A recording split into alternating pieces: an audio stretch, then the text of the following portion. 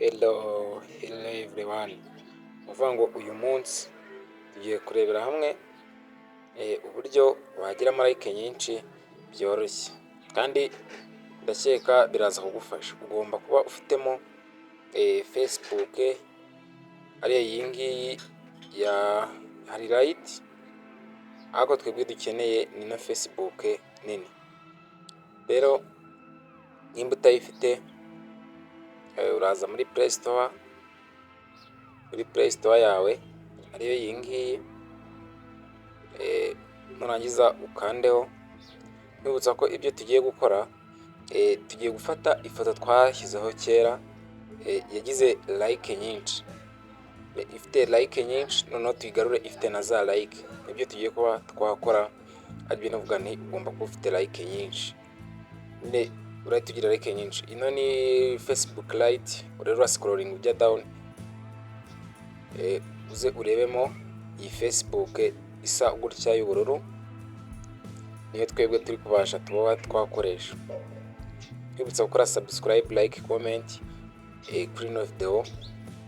Ikiraza kubikubwira, igomba kuba hano yara downloadinzwe n'abantu benshi aribo biliyoni 10. Egwe taza kudownloadinga iri fake. Okay, tumaje kuloginga muri account yacu isanzwe. Urabona hano biragaragara minota 20 maze kiza ifoto ifite like 59. None ngiye kubikora ize ifite like nyinshi.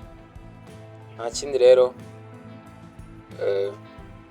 urakupa telefone yawe, uze ujye hano hari light, hari Facebook nini, kandeho nayo uragenda logingemo account yawe ushaka kuba wagiraho like nyinshi.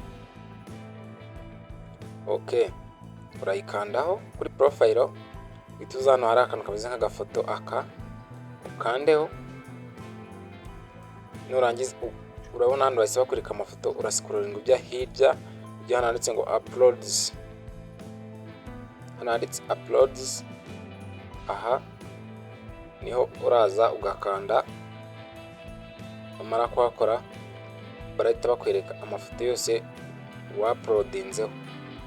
Ifoto yawe yose ugeze kwa uploadinga kuri account yawe irahita iza hano, iraza hano, scrolling nyine ugiye gushaka iyo ushaka.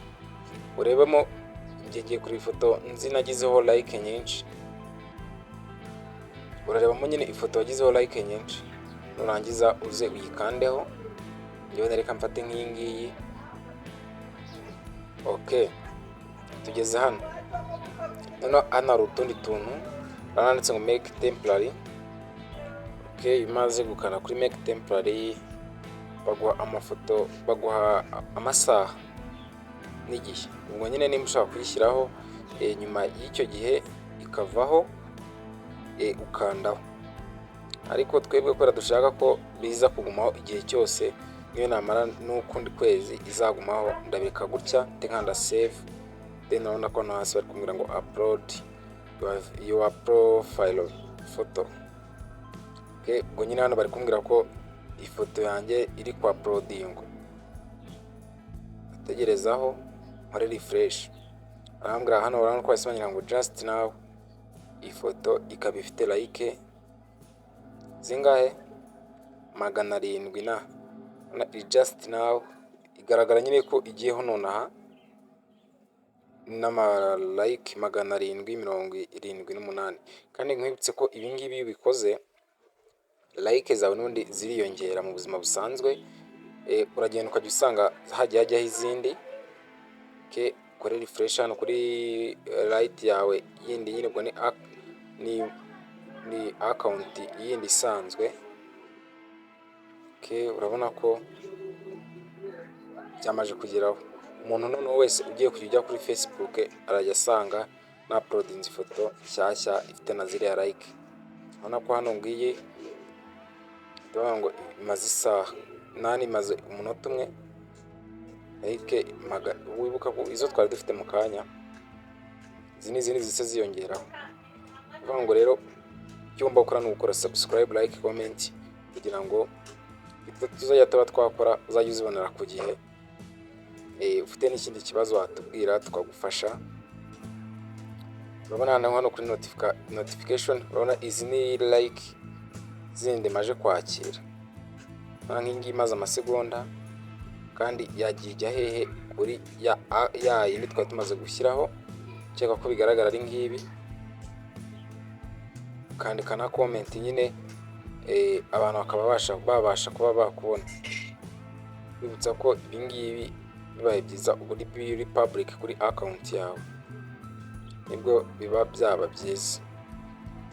Icyo ugomba gukora rero nkuko nabivuze, like, comment, turi kumwe mu zindi videos zikurikira. Ciao ciao.